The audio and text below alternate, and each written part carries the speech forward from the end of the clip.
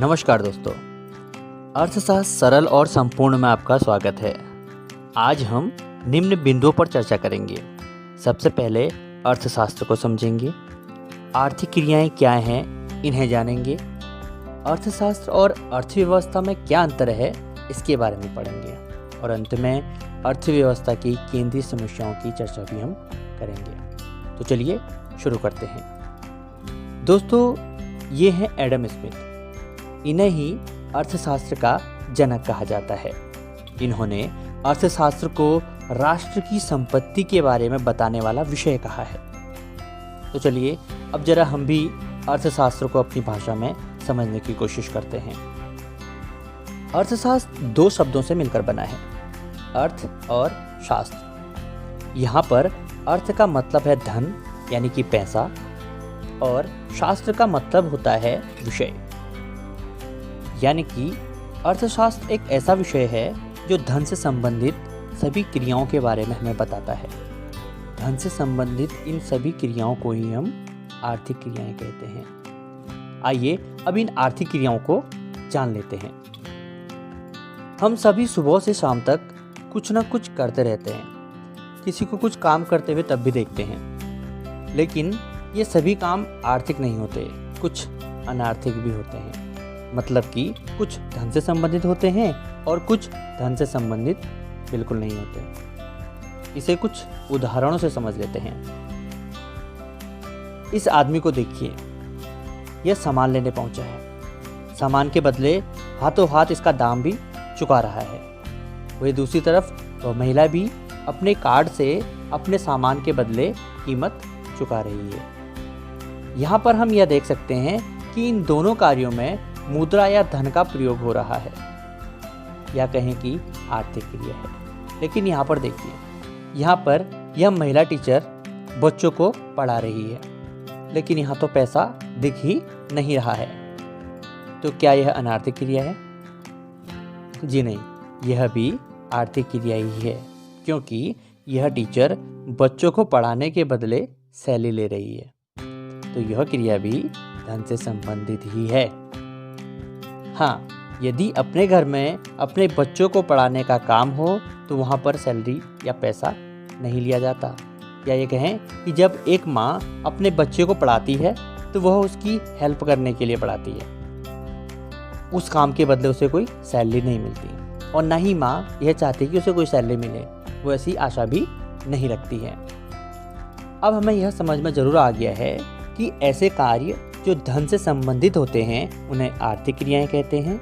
ये क्रियाएं पैसा कमाने के उद्देश्य से किए जाते हैं, और जो कार्य धन से संबंधित नहीं होते हैं उन्हें अनार्थिक क्रियाएं कहते हैं। इन क्रियाओं का उद्देश्य किसी की सहायता करना या फिर आत्मसंतुष्टि करना होता है। आर्थिक और अनार्थिक क्रियाओं को जानने के बाद अब थोड़ा सा अर्थशास्त्र और अर्थव्यवस्था के बीच अंतर क्या है इसको भी जान लेते हैं। इसके लिए नन्नू का उदाहरण लेते हैं। नन्नू जो कि 10वीं पास करके बहुत खुश हुआ। उसे बहुत सारे काम करने थे, कुछ चीज़ें खरीदनी भी थी। उसे पता भी था कि उसके पापा उसे पास होने पर पैसे भी देंगे, और हुआ भी ऐसा ही। उसके पापा ने उसे 500 रुपये दे दिए। अब इन 500 रुपये से बहुत सारी चीज़ें तो नहीं खरीद सकता था, लेकिन फिर भी कुछ ज़रूरी चीज़ें उसके दिमाग में चल रही थी। उसे मिठाई खरीदनी थी, अपने लिए चश्मा खरीदना था और दोस्तों को बर्गर भी खिलाना था। अब एक ऐसी स्थिति उसके सामने थी जहाँ पर उसके पास कुछ ज़रूरतें या फिर आवश्यकताएं थी और उसे पूरा करने के लिए कुछ साधन भी थे।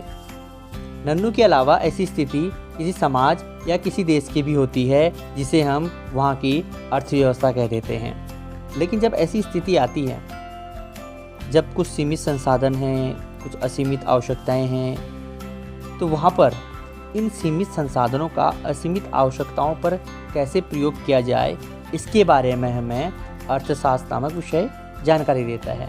अर्थात इस तरह की स्थिति अर्थव्यवस्था है और उससे कैसे निपटा जाए यह हमें बताता है अर्थशास्त्र। दोस्तों, नन्नू भी अर्थशास्त्र की सहायता से अब अपने 500 रुपये को इस प्रकार खर्च करेगा ताकि वो इन तीनों चीज़ों को खरीद सके। वह 300 रुपये की मिठाई लेगा, 100 रुपये का चश्मा लेगा और 100 रुपये का बर्गर अपने दोस्तों को खिला देगा।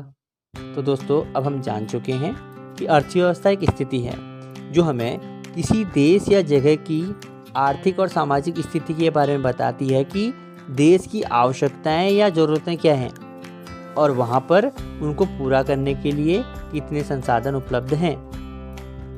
और अगर अर्थशास्त्र की बात करें तो अर्थशास्त्र एक विषय है जो इस प्रकार की स्थिति से कैसे निपटा जाए इसके बारे में हमें बताता है, यानी कि इन संसाधनों का प्रयोग किस तरह से करना है यह हमें अर्थशास्त्र ही बताता है।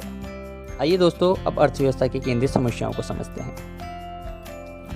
वस्तुओं का उत्पादन और फिर उनका उपभोग जीवन की आधारभूत आर्थिक क्रियाएं हैं। मतलब उत्पादन नहीं तो उपभोग नहीं, और उपभोग नहीं तो फिर उत्पादन भी नहीं। लेकिन दोनों क्रियाओं में संसाधनों का होना बहुत ज़रूरी है। उत्पादन के लिए पैसा, लेबर सब चाहिए, और उपभोग भी आप तभी करेंगे जब उसके लिए जेब में पैसा हो खर्च करने के लिए। लेकिन दोनों तरफ एक समस्या रहती है, वह है साधनों की कमी, और इस कमी की वजह से ही चुनाव की समस्या भी जन्म लेती है। दोस्तों, चुनाव की समस्या के लिए श्रीमती जॉन रॉबिन्स ने बताया कि ये समस्याएं क्यों उत्पन्न होती है। उनका कहना था कि मनुष्य की आवश्यकताएं असीमित हैं, उसके पास जो संसाधन है वो सीमित मात्रा में है, लेकिन उन संसाधनों का वैकल्पिक प्रयोग संभव है। इन तीनों बिंदुओं से यह समझ आता है कि हमारे पास जो संसाधन हैं उनसे हम अपनी आवश्यकताओं में से ज़्यादा जरूरी आवश्यकताओं की पूर्ति कर सकते हैं। चुनाव की समस्या यहीं पर आती है कि वे कौन सी आवश्यकताएं हैं जो ज़्यादा जरूरी हैं। हम यहाँ पर अर्थव्यवस्था की 3 प्रमुख केंद्रीय समस्याओं का अध्ययन करेंगे, जिनमें पहला है किन वस्तुओं का उत्पादन करें, उत्पादन कैसे करें, उत्पादन किसके लिए करें। चलिए इसको थोड़ा विस्तार से समझते हैं। तो सबसे पहले बात करते हैं किन वस्तुओं का उत्पादन किया जाए और कितनी मात्रा में। तो दोस्तों, किसी भी अर्थव्यवस्था के लिए सबसे बड़ी समस्या है कि वह किन वस्तुओं का उत्पादन करें और कितनी मात्रा में उत्पादन करें। जैसे कि अधिक खाद्य पदार्थों का उत्पादन करें या आवासों, विलासिता की वस्तुओं का उत्पादन करें। इसके अलावा कृषि उत्पादों में वृद्धि करें या फिर औद्योगिक उत्पादों की वृद्धि करें। शिक्षा के क्षेत्र में अधिक संसाधनों को लगाएं या फिर स्वास्थ्य सुविधाओं पर अधिक संसाधनों को लगाएं। अब दूसरी समस्या यह है कि इन वस्तुओं का उत्पादन कैसे करें, अधिक मजदूरों को लगाकर करें या अधिक मशीनों के प्रयोग से करें। फिर अंत में एक समस्या और आती है, वो है उत्पादन किसके लिए करें। समाज के गरीब तबके के लिए उत्पादन करें या समाज के अमीर तबके के लिए उत्पादन करें, क्योंकि इन दोनों वर्गों में एक वर्ग सस्ती और जरूरी चीज़ों की मांग करता है, वहीं दूसरा वर्ग महंगी और ऐशो आराम की वस्तुओं की मांग करता है। अगर हम अमीर वर्ग के लिए उत्पादन करते हैं तो गरीब वर्ग भूखा मर जाता है, अगर गरीब वर्ग के लिए उत्पादन करते हैं तो अमीर वर्ग के लोगों के लिए उत्पादन कौन करेगा। ये थी अर्थव्यवस्था की केंद्रीय समस्याएं। दोस्तों, आशा है आज हमने जो पढ़ा वह आपके समझ में बहुत अच्छी तरीके से आ गया होगा।